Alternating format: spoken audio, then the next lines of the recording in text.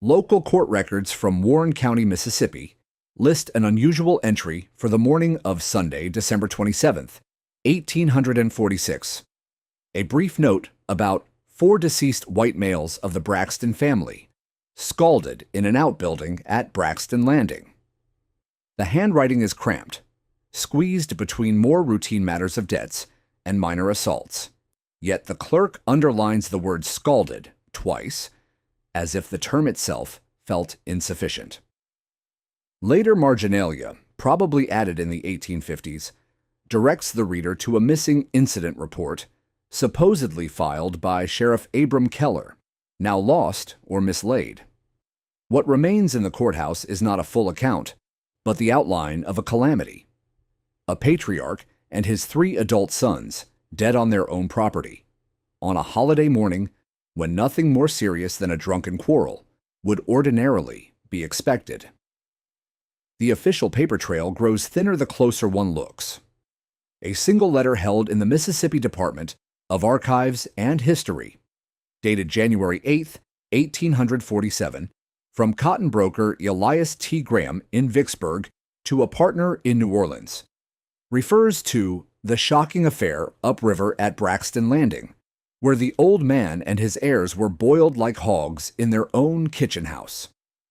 The correspondent insists that shipping contracts remain secure, yet he warns that planters along the Yazoo backwaters have grown uneasy about certain Negroes trusted with fire and fat. No follow-up correspondence survives, but this single sentence confirms that news of the deaths traveled quickly along commercial networks, troubling men whose wealth depended on the unquestioned obedience of those who cooked their food. Oral testimony recorded nearly a century later adds flesh where the documents fall silent. In an interview conducted in the late 1930s under the Federal Writers Project, an elderly woman identified only as Sarah J., formerly enslaved in Warren County, recalls that Old Master would never let the kitchen women tend the big kettles alone, not after that business up by Braxton Landing. She cannot recall precise dates, yet she remembers hearing as a girl that Miss Lila, the cook up there, laid all 4 Braxton men out in the pot. The interviewer, a white field worker unfamiliar with local geography, mishears several place names, but the pattern is clear. Among black elders of the region, the story of a cook's revenge had hardened into a cautionary legend long before historians took notice. By the late 1960s, a handful of scholars of slavery began to collect such fragments. In a footnote in a Little Reed monograph on plantation discipline along the lower Yazoo River, historian Carla Henderson cites persistent local stories of a multi-victim scalding at an estate known as Braxton Landing, though she laments the absence of a coroner's inquest or newspaper coverage. She notes that Vicksburg's 2 antebellum newspapers for December 1846 and January 1847 contain no mention of the deaths, suggesting either deliberate suppression or private settlement among kin. Henderson tentatively proposes that the silence itself is revealing. Large slaveholders often preferred quiet resolutions to events that might encourage unrest, especially when the alleged perpetrator was enslaved and the victims members of their own class. In recent decades, the scattered traces have drawn the attention of researchers interested less in the Braxtons than in the woman at the center of the story.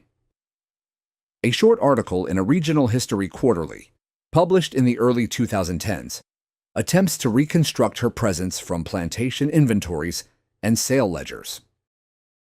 One entry from 1835 lists the purchase by Cornelius Braxton of one female, Lila, approximately 12 years of age, of Yoruba nation, instructed in kitchen work, for the sum of $950.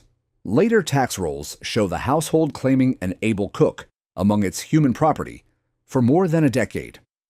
Taken together with Sarah J's interview and Graham's letter, these scraps suggest that the deaths at Braxton Landing were not an industrial mishap, but the outcome of a deliberate act by a woman whose labor had long fed the very men she would eventually destroy.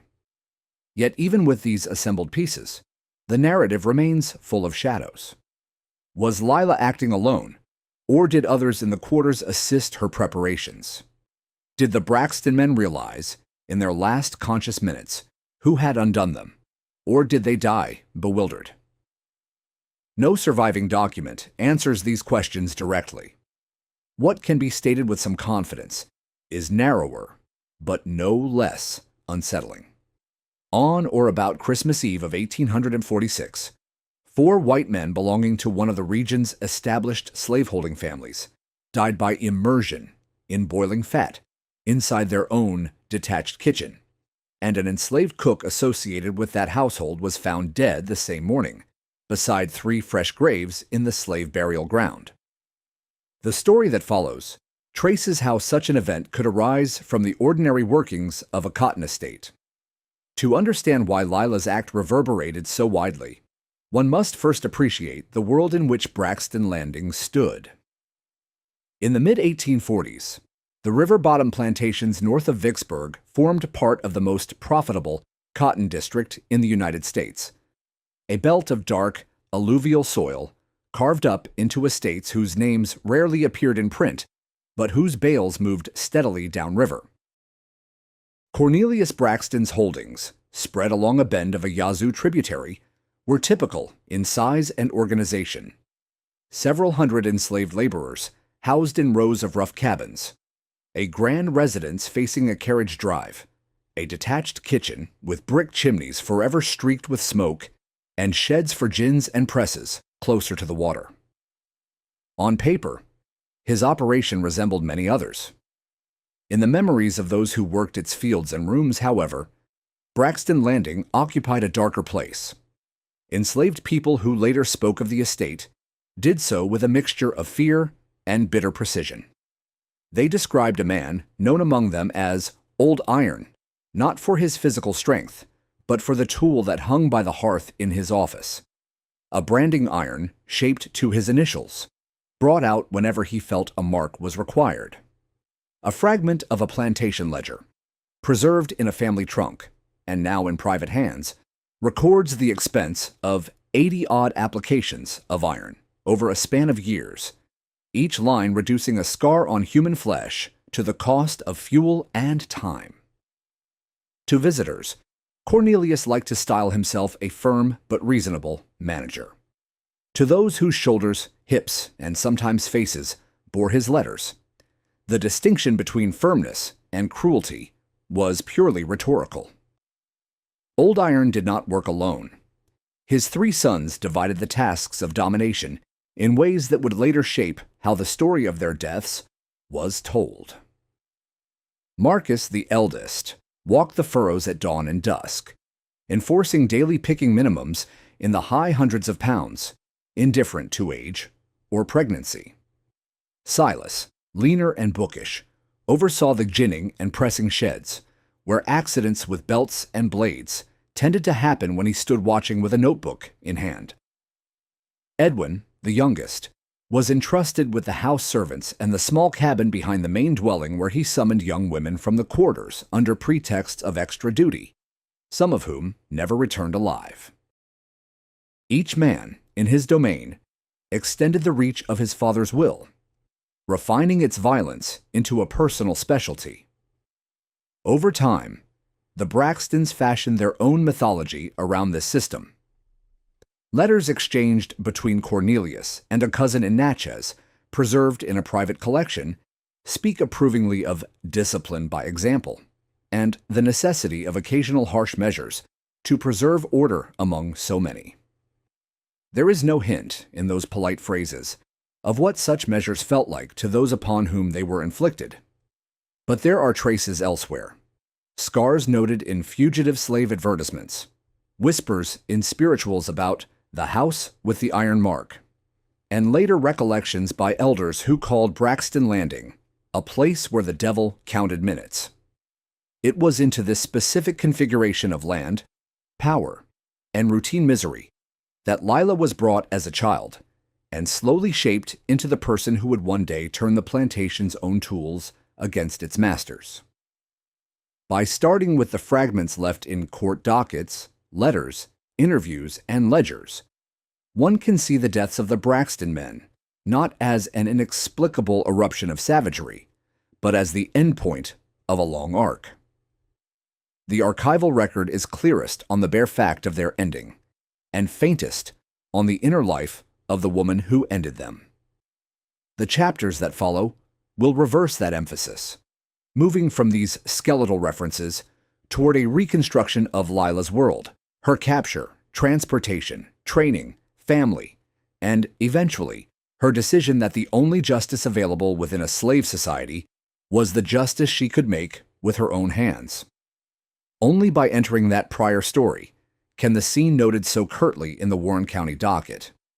4 deceased white males, scalded in an outbuilding, be understood for what it truly represents. By the mid-1840s, Braxton Landing had swollen into an industrial engine of considerable scale, consuming several thousand acres of prime bottomland along a tributary of the Yazoo River. Tax assessments from 1845 list the property's value at over $120,000, an immense sum built almost entirely on the cultivation of short staple cotton. The estate's workforce hovered around 200 enslaved people, housed in double rows of cypress board cabins that stretched like a military encampment toward the distant tree line. At the center of this operation rose the main residence, a Greek Revival structure completed in 1839, featuring a deep gallery supported by 6 Doric columns that faced the river landing. Behind it stood the necessary dependencies: smokehouse, laundry, carriage house, and, most critical to the domestic rhythm of the plantation, a detached brick kitchen where fires burned from before dawn until well after dark. Presiding over this domain was Cornelius Braxton, a man whose public reputation for agricultural efficiency masked a private regime of meticulous brutality. Born in Virginia in the 1780s, he had migrated to Mississippi during the frantic land speculations of the 1830s, bringing with him a philosophy of management that treated human beings as erratic machinery. By 1846, at the age of 64, he was known throughout Warren County not for his hospitality, but for his scientific approach to discipline. His neighbors might whip an enslaved worker in a fit of temper. Cornelius preferred the lasting mark of heat. In his ground floor office, prominently displayed above the mantelpiece, hung a custom-forged branding iron, terminating in the initials CB. It was no idle threat. Plantation medical ledgers suggest he had personally seared his mark onto nearly 100 men, women, and adolescents over a span of 15 years. The terror of the brand lay not just in the pain, but in its permanence and intimacy. Cornelius did not entrust this punishment to overseers. When a worker attempted flight, stole food, or failed to show what he considered proper deference, he would order them bound in his study or the carriage house. There, he would heat the iron in a brazier until it glowed a dull cherry red, then press it deliberately against a shoulder, a hip, or occasionally a cheek. The smell of scorched flesh became a recurring sensory detail in the memories of those who survived Braxton Landing. Years later, freed people in Vicksburg would identify one another by the jagged scars of those initials, a shared typography of trauma that marked them as alumni of Old Iron's peculiar school of correction. If Cornelius represented the cold monumental authority of the plantation, his eldest son, Marcus, embodied its relentless daily grind. At 38, Marcus was the field manager, a man of heavy build and sun-weathered skin who spent his days on horseback, patrolling the endless rows of cotton. He viewed the workforce through the lens of quotas, assigning each picker a daily minimum that often exceeded 250 pounds. The ledger books show his handwriting recording these totals with obsessive precision, alongside notations for correction when the scales tipped too light. His preferred instrument was a heavy knotted whip of cured leather, and he applied it with a mechanical detachment that enslaved people found more terrifying than anger. Under his supervision, the whipping post near the cotton sheds became the central landmark of the workday, a place where exhaustion was met not with rest, but with laceration. The middle son, Silas, managed the technical side of the operation, the gin house and the screw presses, where loose cotton was compressed into 400-pound bales for shipping. At 34, Silas was slighter than his brother, but possessed a darker curiosity. He fancied himself an amateur engineer and kept detailed journals on the efficiency of the machinery, including the human components. Workers in the gin house learned to fear his quiet observation more than his brother's shout. Silas was known to stand by as men and women cleared jams from the whirring gin teeth, sometimes delaying the order to stop the engine when a sleeve or hand was caught. He recorded these incidents in his notebooks, noting the duration of struggle and the nature of the injury with the cool detachment of a naturalist. To Silas, a crushed hand was less a tragedy than a data point in his study of labor and endurance. The youngest Braxton, Edwin, completed the triumvirate of torment. 29 years old in 1846, he had neither Marcus's drive for production nor Silas's cold intellectualism. His domain was the domestic staff and the immediate grounds of the big house. Handsome in a dissipated way, Edwin used his proximity to the house servants to indulge appetites that were an open secret among the family. He frequently summoned young enslaved women to his quarters, a small cottage behind the main residence, under the guise of evening chores. The women who went to Master Edwin's house returned silent and changed, if they returned at all. Rumors persisted in the quarters about a girl of 16 named Sarah who had vanished 2 years prior. Her absence explained by Edwin as running off north, though field hands later found disturbed earth near the cypress break that suggested a different final destination. Together, these four men formed a closed circuit of domination that left no space for safety. A field hand who escaped Marcus's lash might fall prey to Silas's machinery. A house servant who avoided Cornelius's brand might still be summoned by Edwin in the night. The plantation was not merely a workplace, but a total institution where every aspect of life, labor, body, sexuality, and survival, was subject to the whims of the Braxton family. They reinforced one another's authority, dining together each evening to discuss crop yields, market prices, and the administration of punishment as if they were discussing the weather. To the 200 souls living in the rows of whitewashed cabins, the big house was a fortress of arbitrary power, its white columns gleaming like the teeth of a trap. The economic success of Braxton Landing depended entirely on this machinery of fear. By the mid-1840s, the estate was shipping over 800 bales of cotton annually to New Orleans, generating profits that allowed the Braxtons to import fine furniture from Philadelphia, beverages from France, and silks from London. The contrast between the elegance of their drawing room and the violence that paid for it was absolute. Guests who dined at Cornelius's table on roast venison and Madeira praised the orderliness of his estate, unaware or indifferent to the fact that the cook preparing their meal had watched her community scarred, whipped, and maimed to provide the silver on their forks. The plantation was a veneer of civilization stretched thin over a foundation of organized terror. Yet within this suffocating structure, life persisted. In the evenings, after the sun went down and the overseers retired, the quarters came alive with a different kind of order, one of kinship, survival, and quiet resistance. Families formed and held together despite the constant threat of sale or separation. Elders passed down stories of ancestors and trickster spirits who outwitted powerful foes. In the hush of the cabins, men and women whispered about the weaknesses of their masters, Cornelius's vanity, Marcus's predictable routine, Silas's distraction, Edwin's carelessness. They gathered intelligence as carefully as they gathered cotton, knowing that knowledge was the only weapon they could conceal. It was a war of attrition, fought in silence and shadows, waiting for a moment when the balance might tip. Into this perilous equilibrium, the woman known as Lila had been inserted more than a decade earlier. Purchased in 1835, she had navigated the hazards of the Braxton household with a caution born of long experience.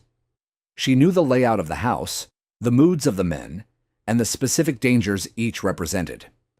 Her position as cook gave her a unique vantage point.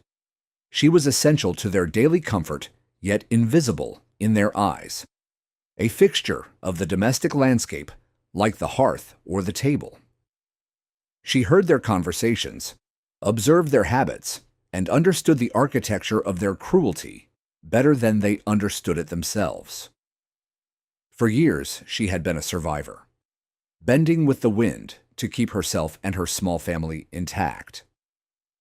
But survival at Braxton Landing was always provisional. The system that enriched the Braxtons required constant friction to maintain its heat. As the harvest of 1846 approached, the pressure on the plantation intensified. Cotton prices were high, the weather was favorable, and Cornelius was determined to extract a record yield. The atmosphere on the estate grew taut, the crack of the whip more frequent, the gaze of the masters more searching. In the quarters, a sense of foreboding settled over the rows of cabins, a collective intuition that the machinery of the plantation was accelerating, and that sooner or later it would demand a fresh sacrifice to keep its gears turning. It is here, against the backdrop of bumper crops and escalating discipline, that the story narrows its focus. The Braxtons were at the height of their power, secure in their mastery and the legal impunity that shielded them. They could not imagine that the instrument of their dismantling was already present in their own kitchen, seasoning their soups and baking their bread. They saw only a quiet woman named Lila, a valuable asset listed in the ledgers at $950. They did not see the history she carried, the losses she had endured, or the capacity for devastating action that lay dormant beneath her deference. The stage was set, the actors were in place, and the tragedy of Braxton Landing was waiting only for its catalyst. In reconstructing Lila's early life, historians face the usual problem of enslaved origins. The record begins only when she becomes property. A surviving bill of sale from a Charleston auction yard dated March of 1834 records the purchase of one girl, called Lila, of the Yoruba nation, estimated 12 years, by a coastal rice planter for $470. Before that line of ink, there is only inference. Linguistic clues in later testimony suggest she was taken from a Yoruba-speaking community somewhere along the Bight of Benin. Ship manifests from that season list, several vessels arriving from ports near Lagos and Badagry, each carrying hundreds of captives in chains. Lila would have been one more child in those crowded holds, removed from a network of kin and ritual that the American documents never name. The Middle Passage left no personal diary for Lila, only the generic horrors described by others who survived similar crossings. One vessel arriving in Charleston in late winter of 1834 reported an 11-week voyage with significant mortality, mostly among children. A later Works Progress Administration interview with a man from the same shipment recalled the long water, no land, bad air, and many little ones gone. It is plausible that Lila endured comparable conditions: confinement below decks, meager rations, disease that thinned the ranks of captives long before any auctioneer's gavel fell. By the time she stepped onto the damp planks of the Charleston wharf, the girl who had left West Africa was already carrying layers of loss that the New World would only deepen. On the coastal plantation where she first labored, Lila encountered the woman who would shape her most profoundly. Estate records from the South Carolina Low Country list an older enslaved woman named Mary as kitchen hand infirm, attached to the main house of Ransom Plantation in the mid-1830s. Oral tradition among Mary's descendants holds that she had herself been born in Africa decades before and retained fragments of language and herbal knowledge from her homeland. According to a family story recorded in the 1970s, Mary took in a little African girl fresh off the boat, taught her talk, taught her how not to die. Scholars reasonably identify that girl as Lila. Under Mary's tutelage, the child learned not only English but also the uses of plants that grew around the quarters, some that soothed fever and pain, others that, in the wrong dose, could stop a heart. Kitchen work became Lila's refuge and apprenticeship. Plantation account books note that by 1837, she was regularly assigned to the big house, assisting with meals for the white family and their guests. In that setting, she absorbed the technical skills that would later make her indispensable at Braxton Landing, managing open hearths, timing roasts and stews, baking breads and sweets, and stretching limited rations into filling dishes for the quarters. The kitchen, while still a site of danger and overwork, offered a measure of shelter from the rice field's backbreaking labor and the overseer's constant gaze. It also placed her near conversations among whites, giving her early exposure to the cadences of power, who commanded, who obeyed, and how authority justified itself while seated at a laden table. The fragile stability of that first posting did not last. In the summer of 1831, a hurricane damaged much of the Ransom property, and by 1834, mounting debts forced the owner to liquidate assets, including human ones. A slave auction notice in a Charleston newspaper for February of 1835 advertises experienced house and kitchen servants among the lots to be sold for the relief of creditors. Lila appears next in a sales ledger from a Georgia cotton plantation, purchased at roughly 16 years of age and transported inland. The shift from coastal rice to upland cotton brought new routines and new hazards.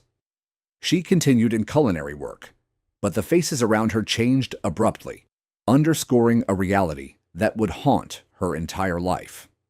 Any bond, however carefully tended, could be severed by a signature she would never see. Over the next decade, Lila's path traced the broader movement of capital into the Deep South. By 1838, she was sold again, this time to a smaller Alabama holding near the Tombigbee River. A letter from that owner's wife to a sister in Mobile mentions a dark girl from Carolina, very adept with French dishes. She eases my burden in the kitchen. The compliment carried an ominous undertone, for to be valued as a skilled cook meant both relative security and intensified exploitation. Lila's days were long and unrelenting, but she was spared the worst of field labor and whipping, so long as she kept the dining room satisfied. At each transfer, she relearned social landscapes, cataloging which white demands were merely capricious and which could end in a beating or sale. Her arrival at Braxton Landing can be dated with some precision. A Natchez slave broker's account book for October of 1835 records the sale of Lila, Carolina, cook, age approximately 22, to Cornelius Braxton for $950. The sum indicates her perceived value, more than twice that of an able-bodied field hand. In a letter written that same month to his cousin, Cornelius boasts of acquiring a woman who can oversee my table and relieve my wife of common concerns, noting that she had been commended highly by her former master for her sauces and breads. From the beginning, then, Lila entered Braxton Landing not as an anonymous laborer, but as a prized instrument of domestic comfort, tied intimately to the family whose fortunes she would one day upend. Within the quarters of Braxton Landing, Lila's life began to intertwine with that of Jonah, the plantation blacksmith. Inventory lists from 1836 onward identify Jonah as Smith, age 30, valuable, marking him as one of the estate's most critical workers. Blacksmiths on large plantations occupied a complex position. They were indispensable for maintaining tools, wagons, and hardware, and thus sometimes granted small concessions of mobility and time. Oral accounts from Braxton Landing's descendants describe Jonah as a big man with fire scars on his hands and letters in his head. According to one family story, he had learned to read as a youth on a Virginia farm, where a conscientious daughter secretly shared her primer, knowledge he carried south when he was sold. At Braxton Landing, that literacy made Jonah a quiet resource for others, reading out scraps of newspapers and letters when he could. The union between Lila and Jonah was never recorded in county marriage ledgers, which did not recognize enslaved bonds, but it lived robustly in the memories of those who knew them. In multiple postbellum testimonies, collected by WPA interviewers, former workers from neighboring plantations speak of Lila the cook and Jonah the smith, man and wife, in the quarters at Braxton's place. They shared a small cabin near the end of one row, with a packed earth floor and a fireplace Jonah kept functional with salvaged brick. At night, after grinding labor, they carved out moments of ordinary intimacy, shared food, whispered talk, the exchange of stories from their different pasts. The stability was always precarious, subject to the whims of Cornelius and the fluctuations of the cotton market. Yet within that narrow space, they constructed something like a home. Children deepened and complicated that fragile happiness. Around the year 1839, Lila gave birth to a daughter the couple named Mercy, followed 4 years later by a second girl, Faith. Neither name appears in the Braxton account books, which typically reduced children to entries like girl age 4. But the names surface repeatedly in oral histories collected from the area.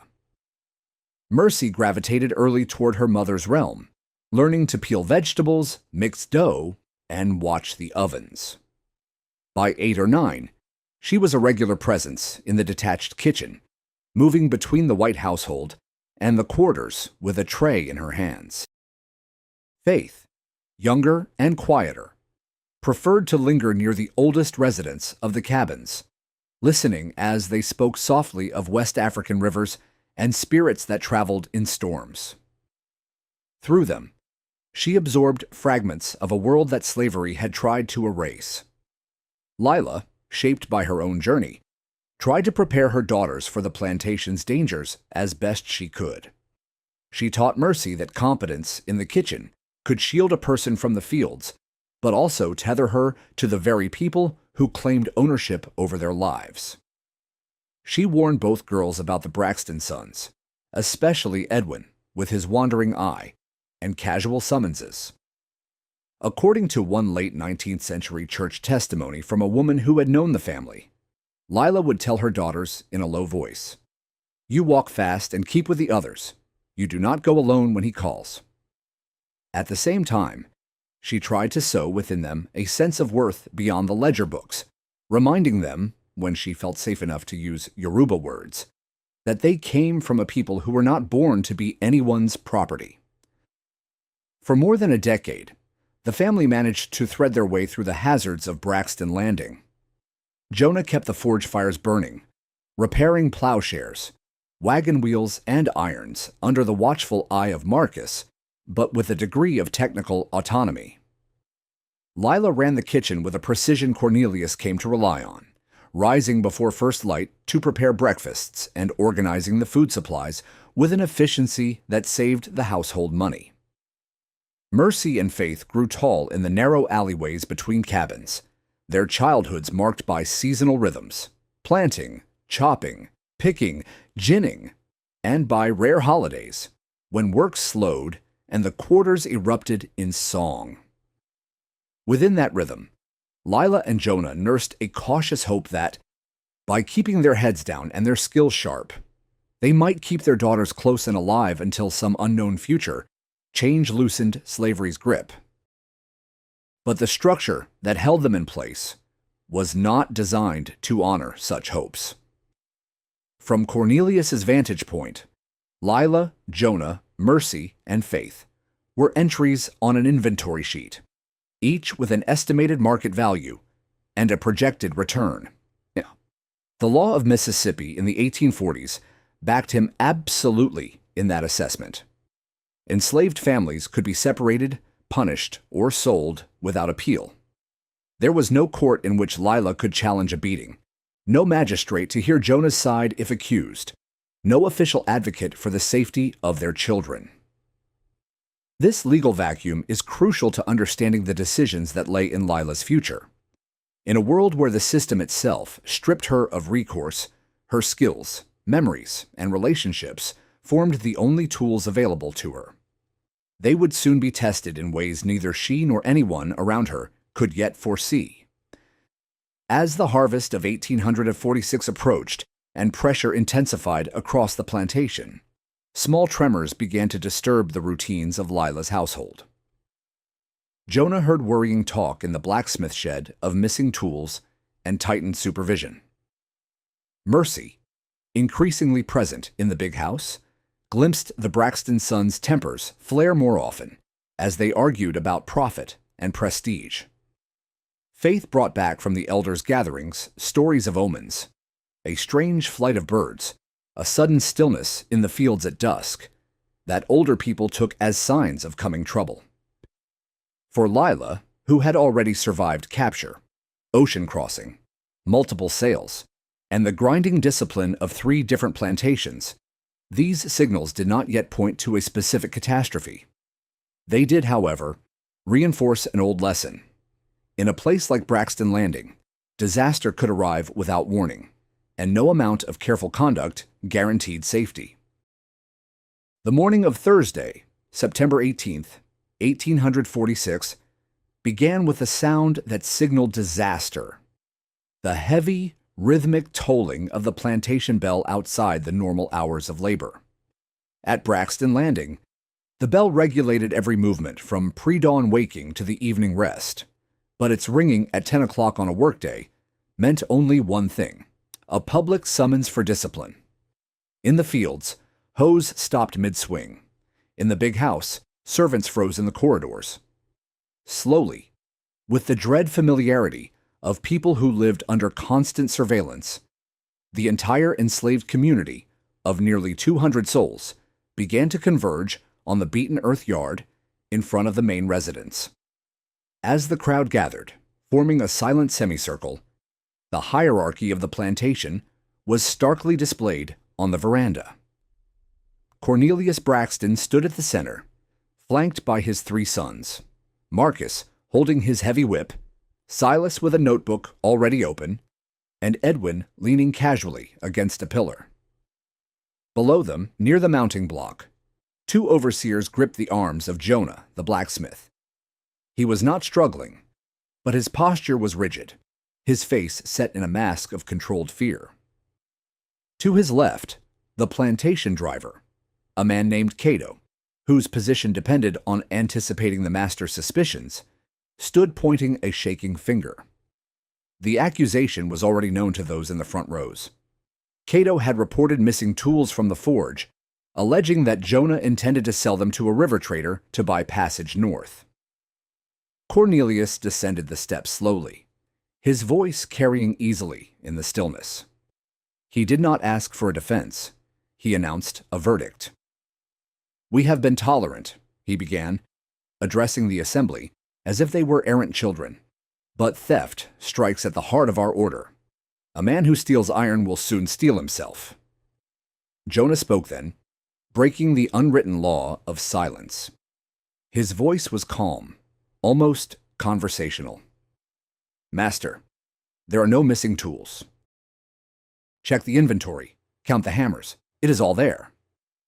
It was a reasonable request, a plea for verification that would have taken minutes. But in the logic of Braxton Landing, a slave's word could not weigh against a master's judgment. To investigate would be to admit that authority could be questioned. "I do not need to count what I own," Cornelius replied, turning away.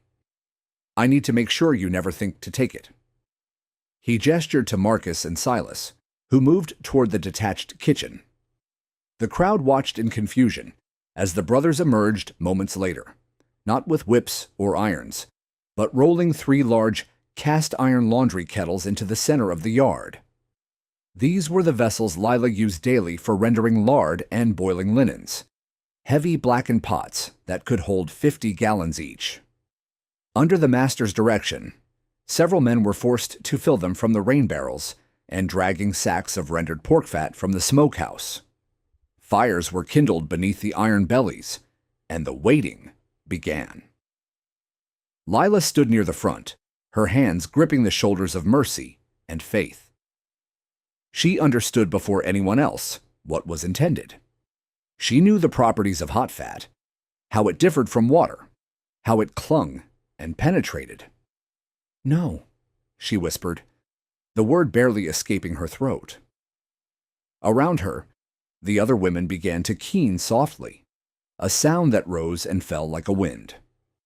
The Braxtons waited. They checked pocket watches. They added wood.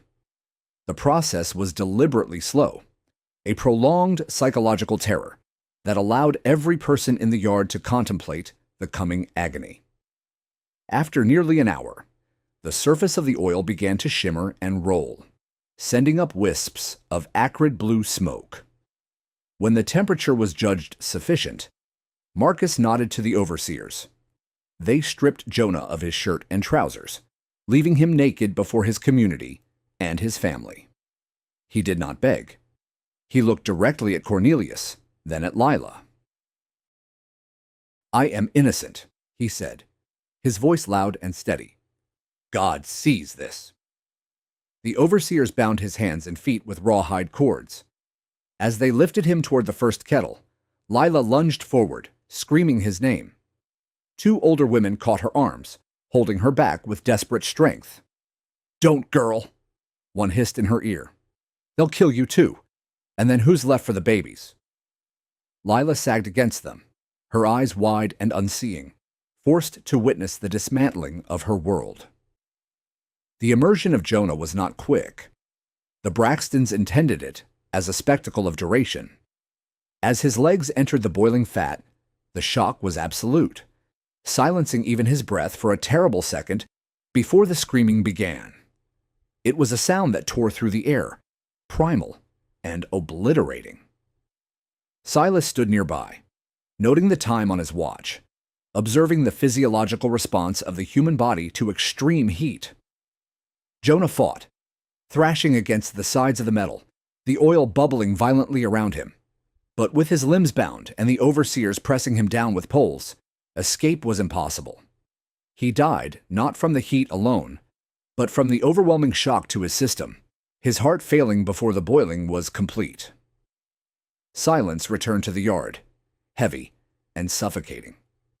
The smell of cooked meat and scorched hair hung in the humid air, sickening and inescapable. Cornelius stepped forward to inspect the body, now slumped and still. "Let this be remembered," he said, wiping his brow. He seemed ready to dismiss the assembly, to let the horror settle. But Edwin, who had been watching Lila and the girls, spoke up. "The seed is bad, Father," he said, his voice casual. "The blacksmith was defiant to the end. His brood has the same blood. If you leave them, you leave the root of the trouble." Cornelius hesitated. Lila was valuable property. Her cooking was a point of pride for his table. But the logic of the plantation was total. If defiance was a contagion, it had to be purged completely. He looked at Mercy, 12 years old and trembling, and Faith, only 8, hiding her face in her sister's skirt. "A complete example," Marcus added, tapping his whip against his boot. "Clean the slate." After a long pause, Cornelius nodded. Very well. The daughters, too. The order shattered whatever restraint remained in the crowd. Women screamed, men groaned and turned away. But the overseers, driven by their own fear of the masters, moved quickly. They seized the girls. Mercy fought, scratching and biting, while Faith simply wailed, a high, thin sound of pure terror. Lila threw herself into the dirt, clawing at the ground, begging, promising anything. Silence, work, obedience. If only they would spare the children. "Take me," she shrieked. "Take me instead." But the calculus of the Braxtons had already been made. Lila was the producer. The children were the potential threat.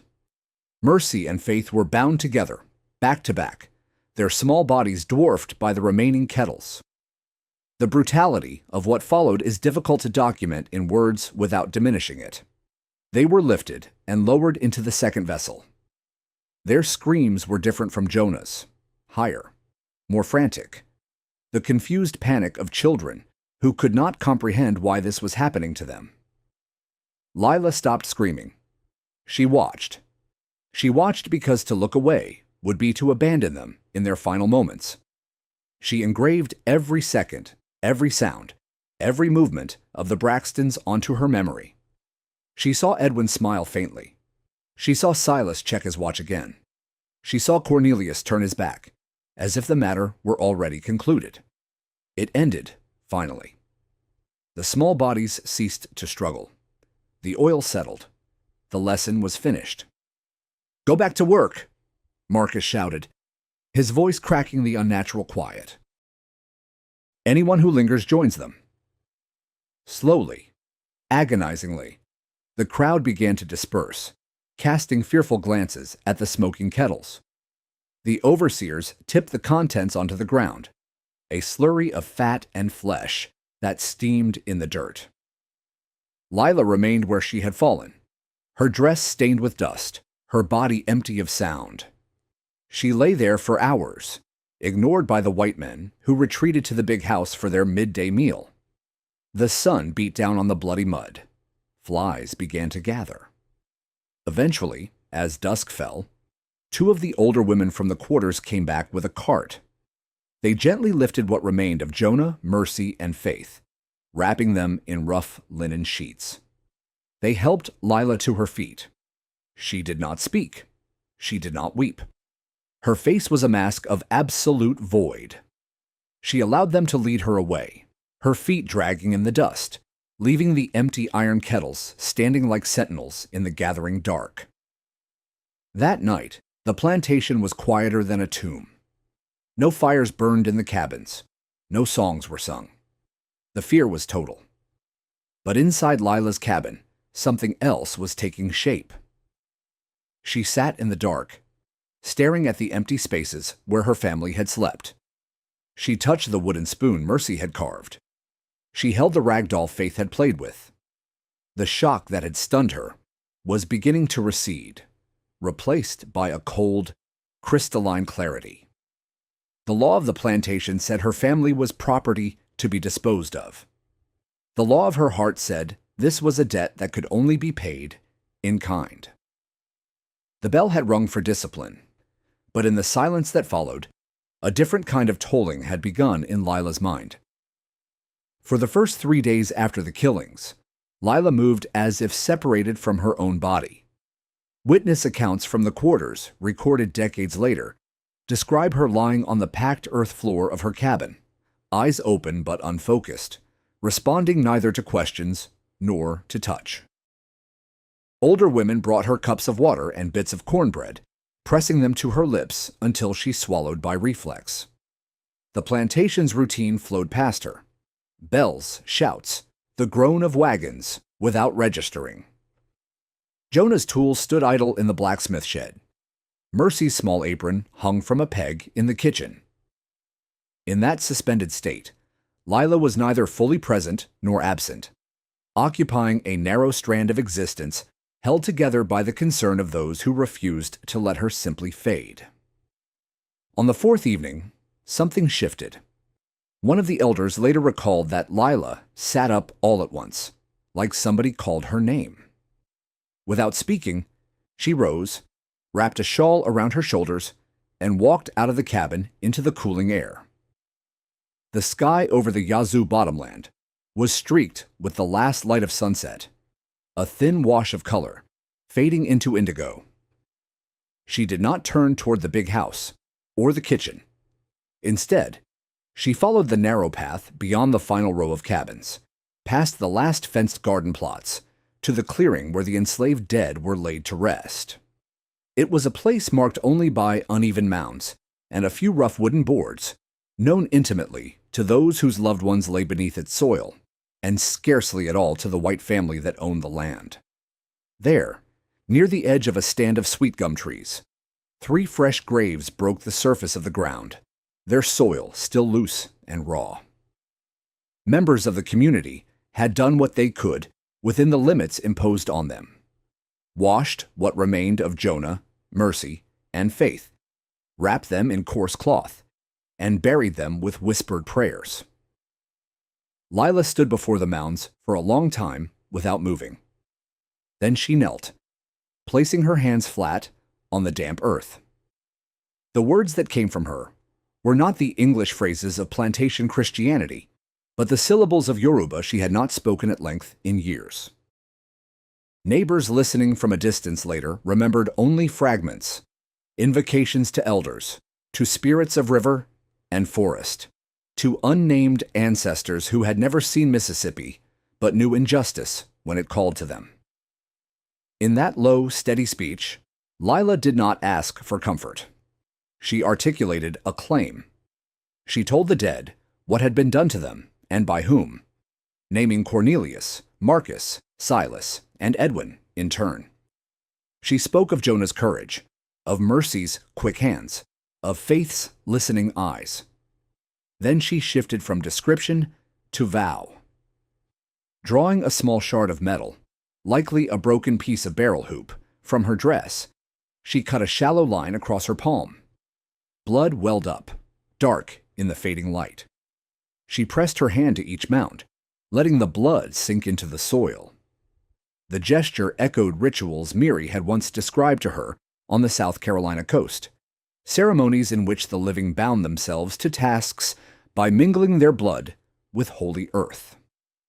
Here, in a Mississippi burial ground, Lila repurposed that memory into an oath of retaliation.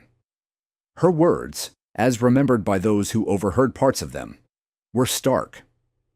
She promised that the men who had used boiling fat as an instrument of terror would themselves meet that same end.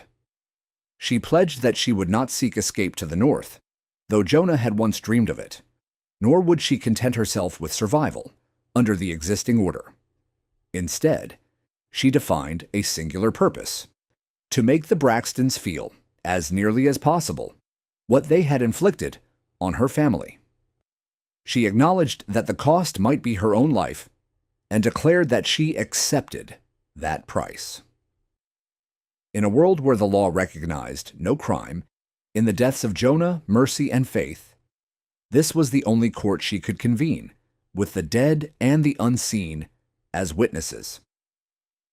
When she finished speaking, the clearing was almost completely dark. Crickets had begun their steady song.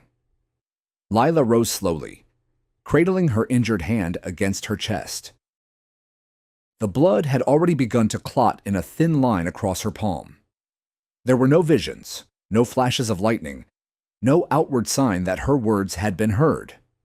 Yet those who watched her walk back toward the quarters that night remarked on a change in her bearing. The vacant stare was gone. Her steps, while still heavy with grief, carried a new kind of deliberation.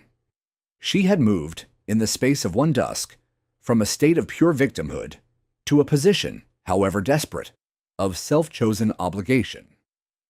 The plantation had taken everything from her. In response, she had decided what she would attempt to take back.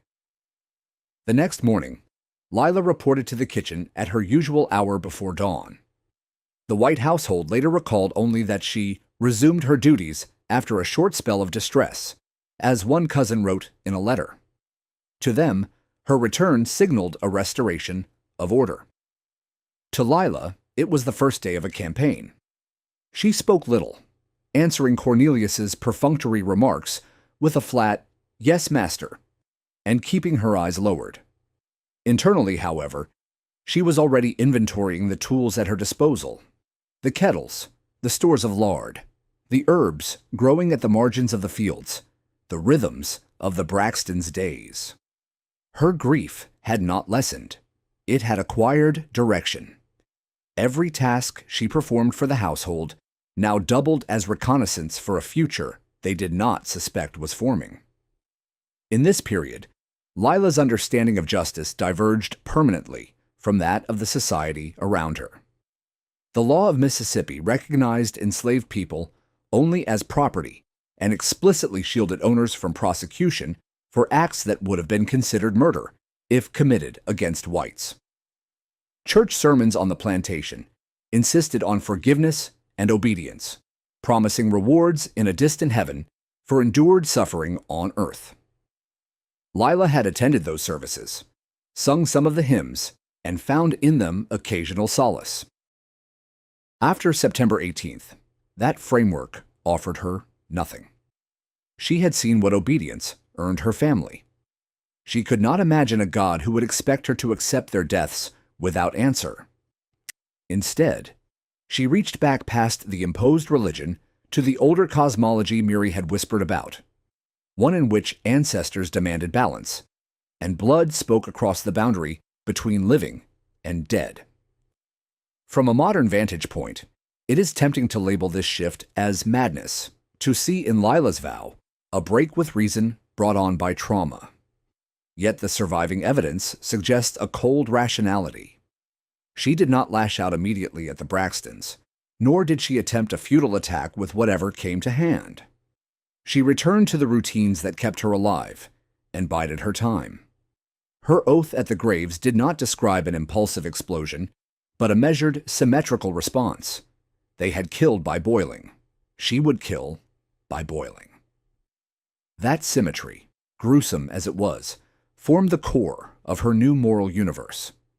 If there could be no trial, no verdict, and no sentence within the framework of white law, she would construct those elements herself, using the only means under her control. The emotional consequences of this decision were profound. To carry through what she had promised, Lila would have to cultivate in herself qualities that ran counter to ordinary human impulses: patience in the face of unbearable hurt, the suppression of visible grief, and the willingness to cause others extreme suffering. In effect, she chose to amputate parts of her former self, those oriented toward reconciliation, hope for gradual improvement, or dreams of family continuity, in order to become the kind of person capable of executing her plan.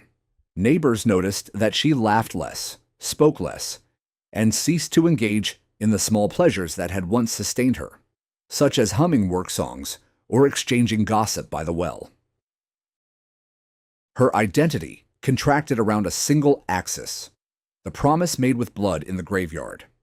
At the same time, the oath altered her relationship to fear.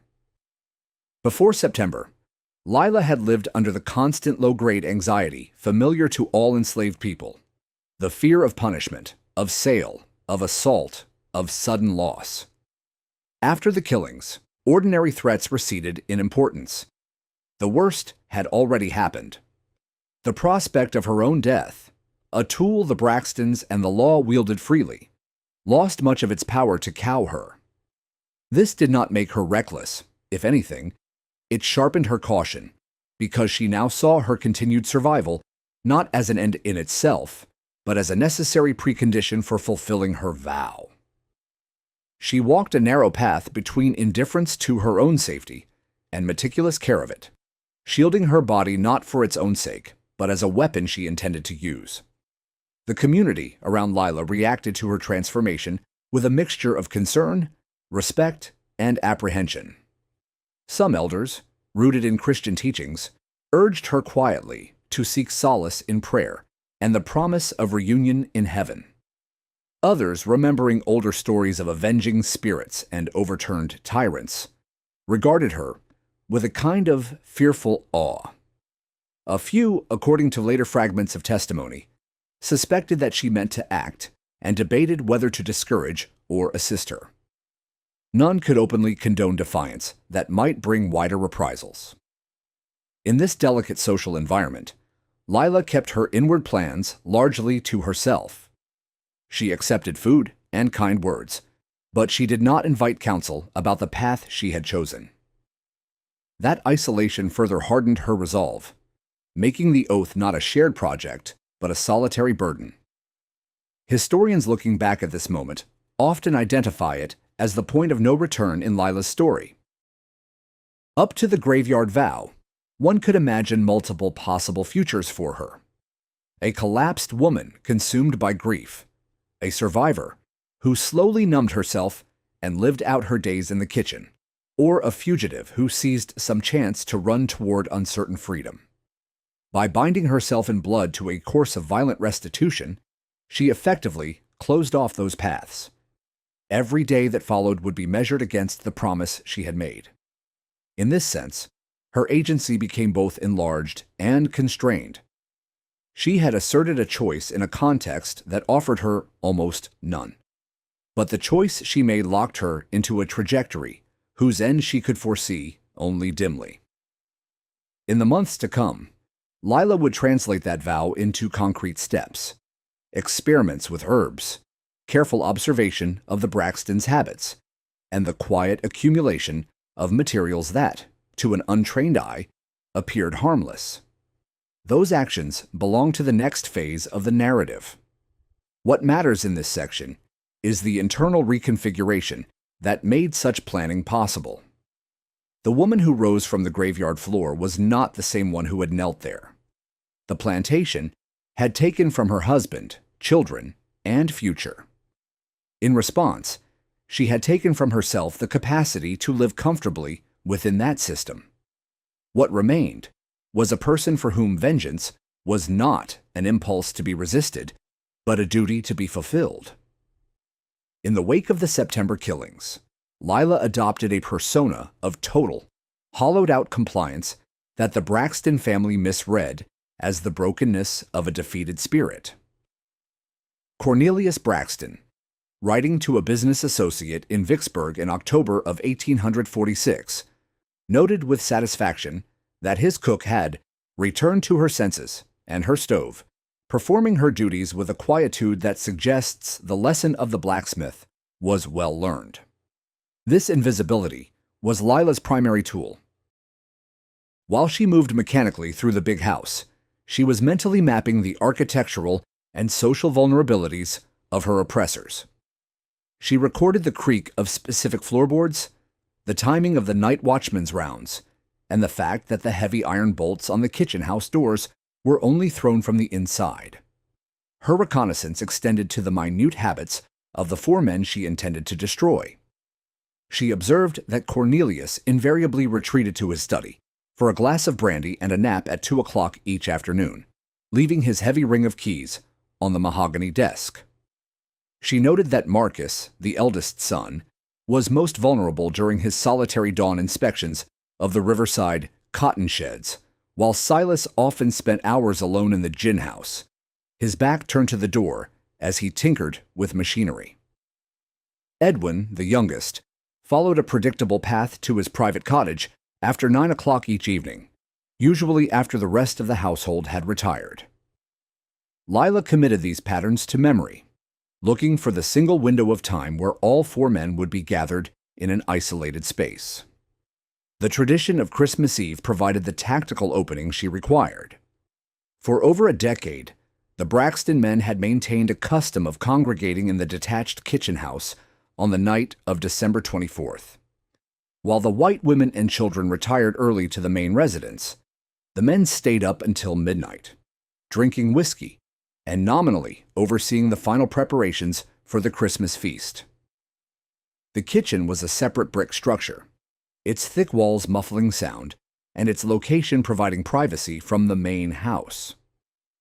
For 3 hours, The four men who had presided over the execution of her family would be confined in a single room with her, separated from help by 100 yards of dark lawn and their own sense of absolute security. To manage four physically powerful men simultaneously, Lila knew she could not rely on blades or blunt force. She required the chemical leverage Miri had once described. During her permitted trips to gather wild herbs for the Braxton table, she began a secret harvest of the region's most potent toxins. In the ornamental gardens near the carriage drive, she stripped leaves from the oleander bushes, whose nectar contained cardiac glycosides. From the shaded damp hollows near the cypress brake, she gathered the purple-spotted stalks of water hemlock and the tall spires of foxglove. These she hid beneath the floorboards of the kitchen's storage lean-to, drying them in the residual heat of the ovens until they could be reduced to a fine, grayish powder. The technical challenge lay in achieving a state of total physical paralysis without causing immediate death or alerting the victims to a strange taste. Lila began a series of clandestine trials, using the large rats that infested the grain house as subjects. She discovered that a precise blend of hemlock and foxglove, when administered in small quantities, left the animals conscious and reactive to pain, but unable to move their limbs or cry out. She spent weeks refining the proportions, calculating the necessary dosage for a human adult. Based on the men's approximate weights, ranging from 175 pounds for Edwin to over 220 for Marcus, she prepared 4 distinct packets of the powder, marking them in her mind with the names of her targets. While she perfected the poison, Lila also began the slow process of stockpiling the medium for her revenge. Under the pretext of preparing for the massive holiday demand for fried meats and soaps, she requested extra barrels of pork fat from the smokehouse. Every few days, she diverted a few pounds of rendered lard into smaller, hidden containers, tucked behind sacks of flour and cornmeal in the kitchen cellar. By early December, she had accumulated nearly 20 gallons of fat, enough to fill the large iron kettles halfway without drawing immediate suspicion. To the Braxtons, she appeared merely to be an exceptionally industrious servant, preparing for a season of excess, rather than a woman gathering the fuel for a funeral pyre. The choice of a delivery system for the toxins required equal care. The men would be drinking, but they poured their own spirits from a crystal decanter, making it impossible to poison the drink without risk to others or premature detection. Lila turned instead to the food she knew they could not resist, her signature ginger cake. The heavy molasses, sharp cloves, and pungent ginger of the recipe provided the perfect sensory mask for the bitter alkalinity of the plant powders. She practiced the recipe several times in November, ensuring Cornelius would explicitly request it for Christmas Eve. He did so, even praising her undiminished loyalty as he sampled a test batch, unaware he was confirming the instrument of his own immobilization. As the month of December progressed, the psychological strain of her performance intensified the stakes of the narrative. Lila was forced to endure the casual touch and comments of the men who had boiled her children. When Marcus complained of the cold, or Edwin made a lewd remark about the younger housemaids, she had to remain impassive, her face a mask of subservience, while her mind calculated the grains of hemlock required to stop their legs from working. This duality created a profound internal pressure. The more the Braxtons trusted her restored nature, the more isolated she became from the rest of the enslaved community, who watched her apparent devotion to the masters with a mixture of confusion and growing resentment. This social isolation was a necessary cost of her secrecy. Lila could not afford to involve even the most trusted members of the quarters, knowing that the discovery of her herb stores, or the fat barrels, would result in immediate execution for anyone perceived as a co-conspirator. She became a ghost among her own people, avoiding the evening fires and the shared songs that had once been her solace. This withdrawal deepened her focus, stripping away all distractions until the entire world was reduced to the 4 packets of powder and the 4 men. In her solitude, she rehearsed the movements of Christmas Eve hundreds of times, timing the stoking of the fires against the onset of the substance's effects. The Braxton family, meanwhile, remained entirely oblivious to the transformation of their household environment. In their view, the hierarchy of Braxton Landing was a natural law that had survived the unfortunate necessity of the September discipline. They continued to discuss their plans for the 1847 season, debating the purchase of more land and the further refinement of Silas's gin house experiments. They spoke of the enslaved people as static assets, failing to recognize that the trauma they had inflicted had fundamentally altered the chemistry of the plantation. They walked past Lila a dozen times a day, treating her as a useful fixture of the kitchen, never seeing the cold, analytical gaze that followed them from the shadows of the hearth. By mid-December, the logistical phase of the plan was virtually complete. The toxins were powdered and portioned. The fat was hidden. The schedule was confirmed.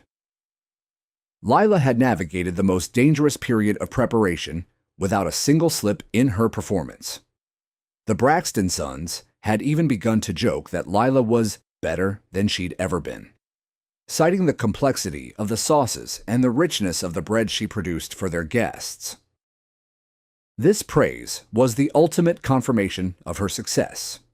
She had used the very skills they valued to build a bridge to their destruction. The mask was so perfect that even the most suspicious overseer found nothing to report to Cornelius. The final structural transition of this period occurred on the 20th of December, when the first heavy frosts began to glaze the Yazoo bottomland. The cold necessitated larger, more frequent fires in the kitchen house, allowing Lila to bring in extra cordwood and keep the hearths burning hot for longer durations without questioning. The physical environment was now primed for the sudden, intense heat her plan required. As the rest of the plantation prepared for the brief respite of the holiday, Lila prepared for the culmination of her oath. She was no longer a victim seeking a way to live. She was a meticulously calibrated engine of retribution, waiting only for the sun to set on the 24th of December to begin the final movement of her work. On the afternoon of December 23, 1846, a sudden cold front descended upon Warren County, glazing the dormant cotton stalks with a brittle layer of rime. Lila used the drop in temperature as a tactical excuse to remain in the detached kitchen long after the midday meal, claiming the need to maintain a steady heat for the rising bread dough and the slow-curing hams. In reality, this isolation allowed her to perform the final transfer of her stockpiled resources. Under the cover of the gathering dusk, she moved the remaining 5-gallon containers of rendered fat from the cellar to the back of the hearth, positioning them behind the large iron kettles. She worked with a silent, practiced efficiency, ensuring that not a single drop of oil was spilled on the brick floor to betray her preparations to the night watchman or the house servants. As the sun dipped below the jagged silhouette of the cypress brake, casting long, bruised shadows across the frozen mud of the yard, Lila made her final journey to the slave burial ground. She carried a small bundle wrapped in a scrap of blue indigo cloth, a portion of cornbread, a handful of dried tobacco leaf, and a small gourd of water. The path was slick with ice, but she moved with the sure-footedness of a woman who had traversed this ground in her dreams every night for 3 months. The 3 mounds of Jonah, Mercy, and Faith were now partially covered by a thin dusting of frost, their raw earth edges softened by time, but still starkly distinct from the surrounding weeds. She knelt in the freezing dirt, her breath blooming in the air like a phantom, and placed the offerings at the head of each grave. The ritual that followed was a renewal of the blood oath she had sworn in September. Speaking in a low rhythmic Yoruba that seemed to hum against the frozen ground, Lila addressed her family not as departed spirits, but as active witnesses to the coming night.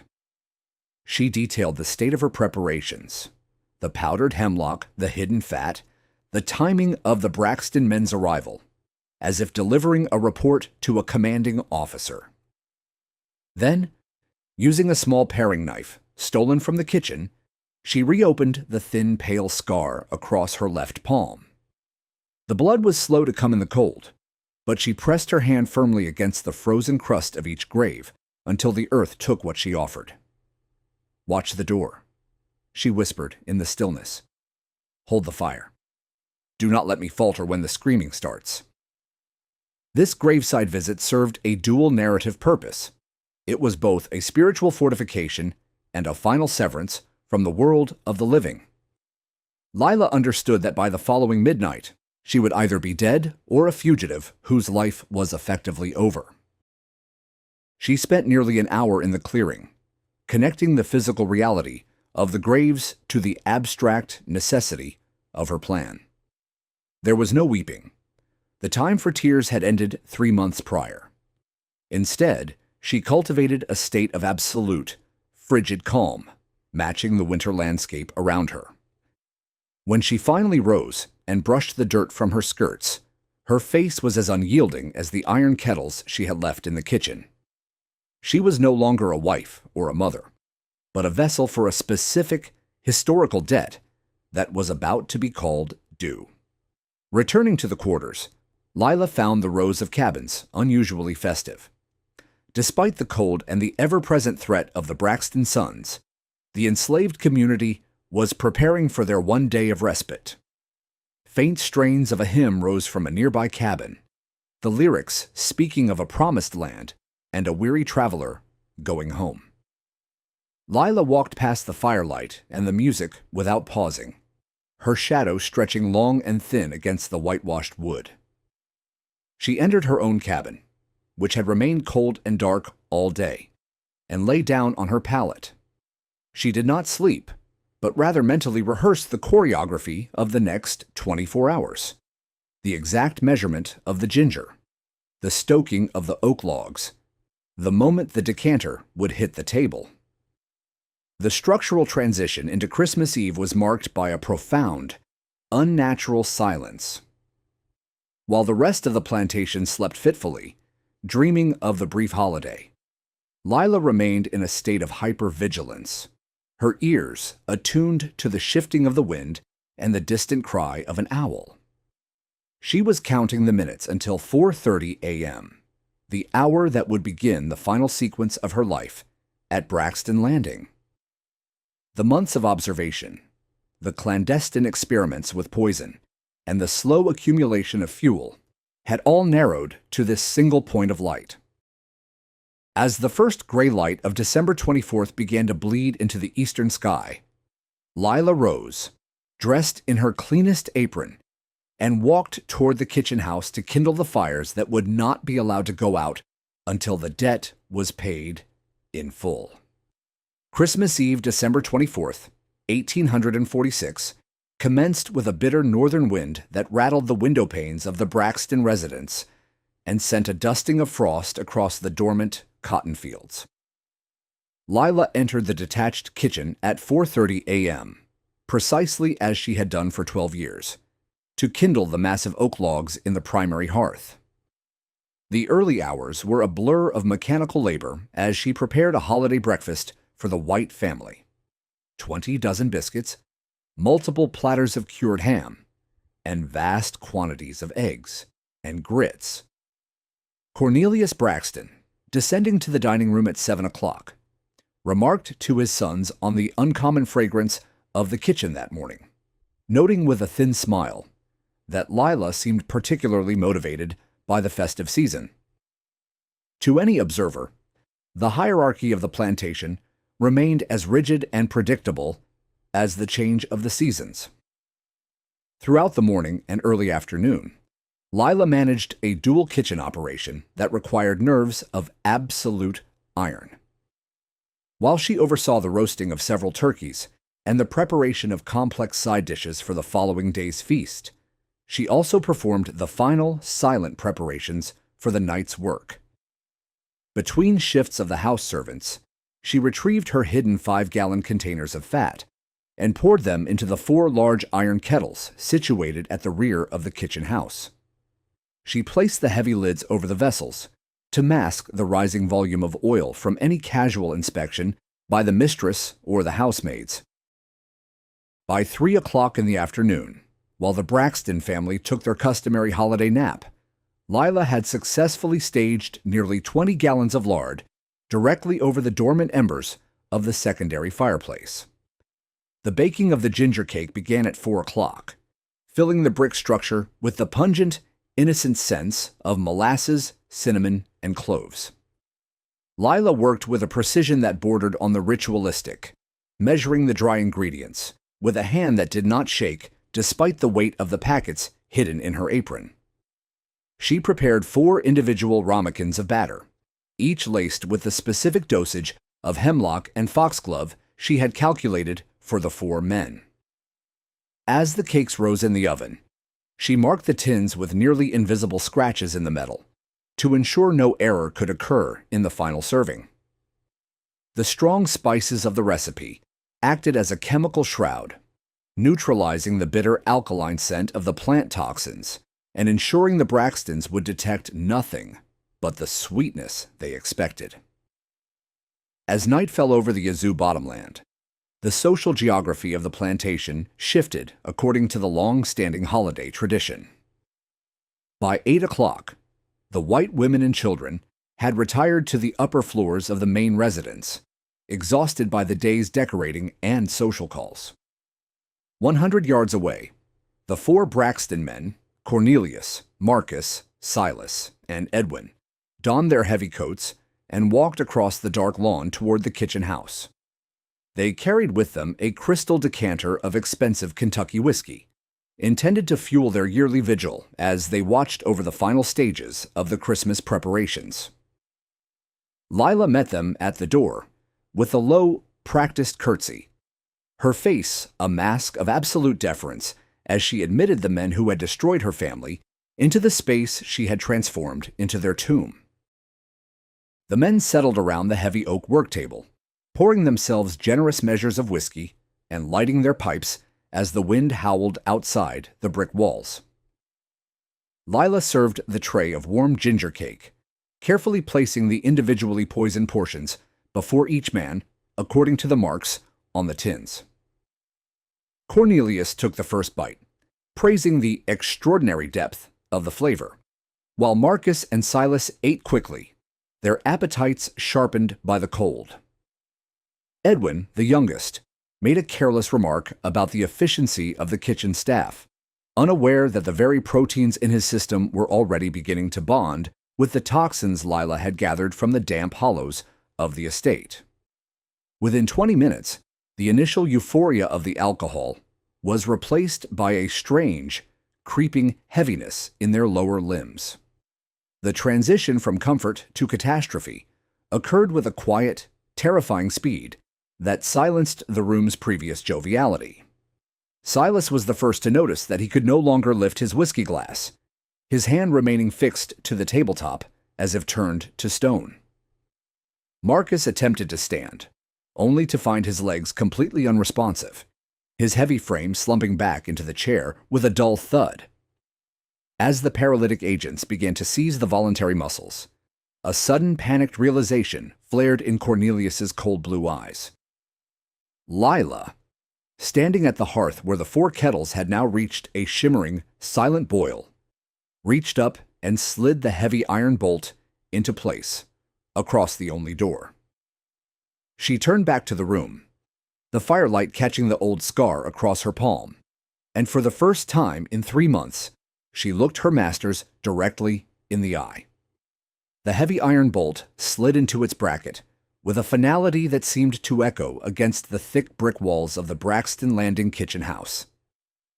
Lila turned from the door, her movements no longer those of a servant, but of an architect inspecting a completed structure. Before her, the 4 Braxton men sat immobilized in their heavy oak chairs, their breathing shallow, and their eyes darting with a frantic, animal terror that their vocal cords could no longer express. Cornelius, the patriarch, attempted to speak, but only a thin, rattling wheeze escaped his throat as the hemlock and foxglove seized his chest muscles. Lila walked to the rear of the room and removed the lids from the 4 iron kettles, releasing a shimmering cloud of steam and the heavy, acrid scent of 50 gallons of pork fat at a roiling boil. "You remember the Thursday in September?"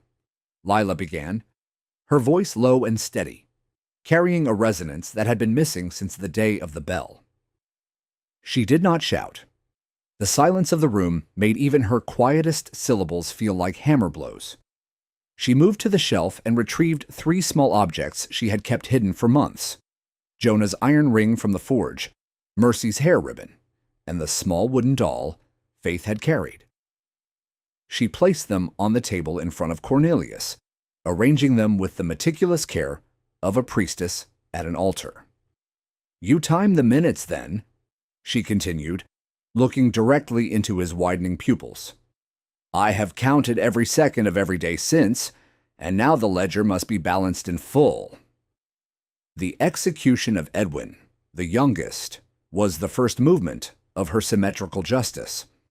Lila used a heavy grain sack and a winnowing basket to slide his paralyzed frame from the chair, dragging him across the brick floor to the first kettle. She spoke of the young women who had vanished from the quarters, naming Sarah and others whose disappearance Edwin had dismissed with a casual shrug. As she hoisted him into the scalding oil, the physical reaction was instantaneous and horrific, despite his inability to scream. The oil bubbled violently as the moisture in his skin turned to steam, the surface of the fat turning a dark, scorched amber. Lila watched him with a clinical detachment, matching the 8 minutes his father had once allotted to Jonah. Silas and Marcus were next, their deaths conducted with a grim, procedural regularity that mirrored the scientific discipline they had once championed. Lila spoke to Silas of the men whose mangled limbs he had timed in the gin house, and to Marcus of the 200 lashes he had ordered in a single week of the harvest. She used the heavy iron ladles to ensure they remained submerged, their bodies twitching in the boiling vats as their skin sloughed off in long, pale strips.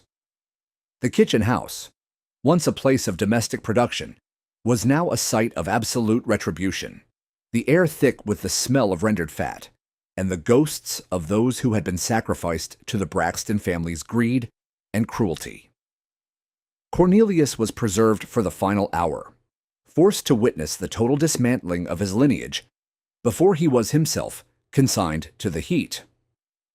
Lila propped him up where he could see the 3 smoking kettles containing his sons, then sat across from him to recite the history of her own life, the capture, the middle passage, the multiple sales, and the precise moment in September when his iron brand had finally failed to cow her. She spoke of the Yoruba ancestors who demanded a life for a life, and a scream for a scream. When she finally lifted him, her strength seemed fueled by the 3 fresh graves in the clearing, and she held him in the 4th kettle for 12 minutes, ensuring his end was the longest and most agonizing of all. As the clock in the main house struck midnight, the work was finished. The fires beneath the kettles had begun to sink into white ash, and the 4 Braxton men were nothing more than blackened shapes in the cooling oil. Lila did not linger to admire the carnage. She carefully gathered the ring, the ribbon, and the doll, pressing them to her chest. She blew out the lamps, unbolted the door, and walked out into the freezing Mississippi night. Her path led her away from the big house and the quarters, straight to the stand of sweet gum trees where the loose earth of the cemetery waited. There she lay down in the frost between the mounds of her husband and her daughters, her task complete, and her heart finally at rest. The discovery of the scene at Braxton Landing on Christmas morning of 1846 shattered the fragile holiday peace of the Yazoo River counties. Mistress Abigail Braxton, having sent a servant to the kitchen house to inquire after the morning coffee, was met by a shriek that summoned the entire household to the rear yard. Inside the brick structure, the 4 iron kettles held the remains of Cornelius, Marcus, Silas, and Edwin, their bodies boiled into unrecognizable shapes within the cooling lard.